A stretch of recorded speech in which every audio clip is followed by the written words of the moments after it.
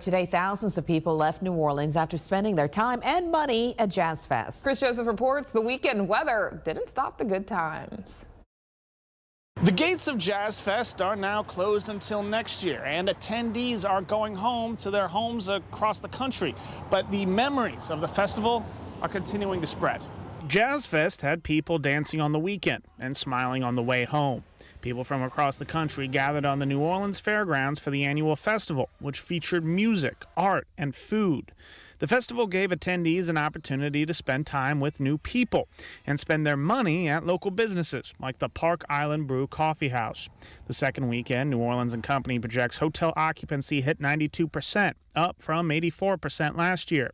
People we spoke with say they came out for the festival despite the rain. What made it so spectacular that you would brave the deluge? It was the people. The people of New Orleans are fantastic, awesome people, friendly. We made more friends here in 5 days than we have in where we live in 5 years. We were packed. We were packed. Many of the attendees say this was their first time at Jazz Fest, but they'll be back. Reporting in New Orleans, Chris Joseph, Fox 8, Local First.